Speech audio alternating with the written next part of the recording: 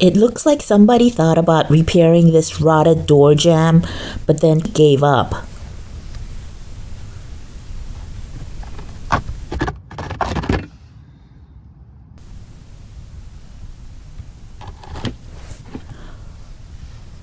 On this side, the door jamb looks okay. It's the brick molding, which is the piece attached to the front of the door jamb, that needs to be repaired. As for the door threshold or this door sill, don't be fooled by what you're seeing right now. It's a lot worse.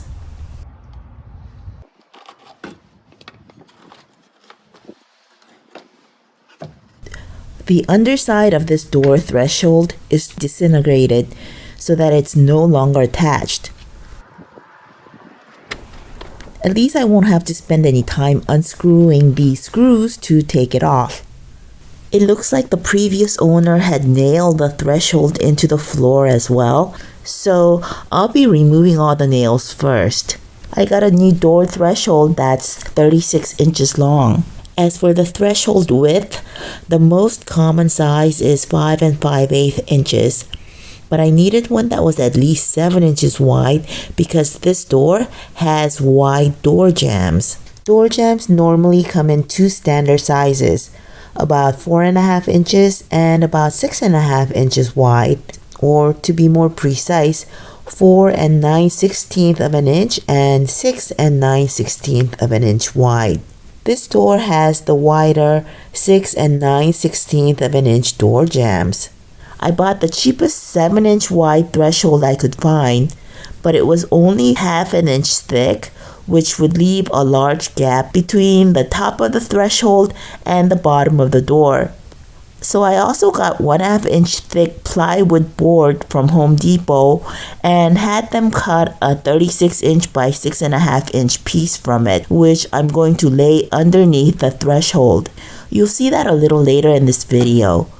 Even with the cost of the plywood, which was under $25, I saved about $50 by buying this particular threshold. Also, I actually like that I'm putting a piece of board here because of the large openings. Pulling out nails isn't something you'd have to deal with when replacing your threshold. It's just this homeowner that put all these nails in here. I tackled all the repairs together, but I'm posting separate videos focusing on the repair of different parts. This video focuses only on how I replaced the aluminum threshold plate, which might not be the right way or the best way to do it, but it's been holding up really well.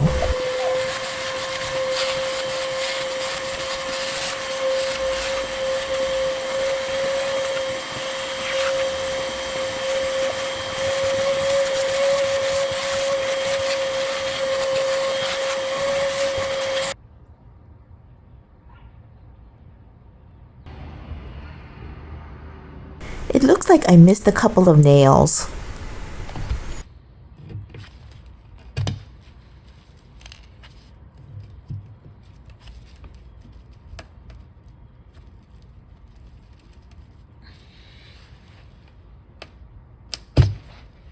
Again, this board is compensating for the low height of the particular threshold I bought, and also serving as a solid base for the threshold to be laid on top of, because having large open area under the threshold didn't seem right to me.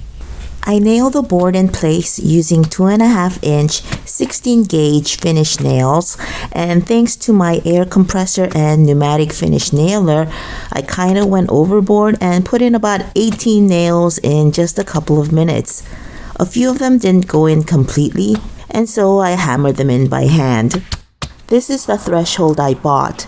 As you can see, there are no holes for screws or nails, so I decided to use construction glue to attach it to the plywood, and that worked beautifully.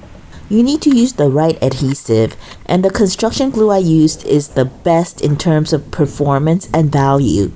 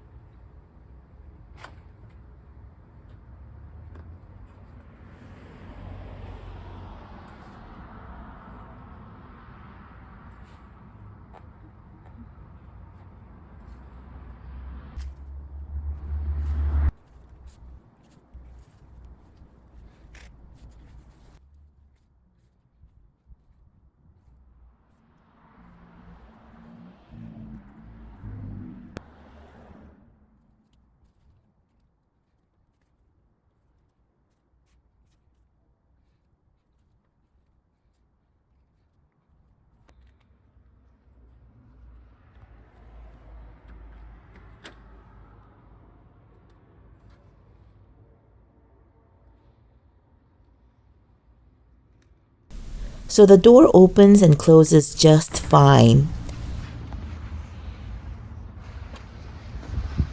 And the gap between the threshold and the door is small enough to be totally manageable with weather stripping. It's critical to completely caulk the front and sides of the threshold to prevent any water from getting in and causing the wood underneath the threshold to rot. So I thoroughly caulked any gaps around the threshold, and as you can see, I also did some painting.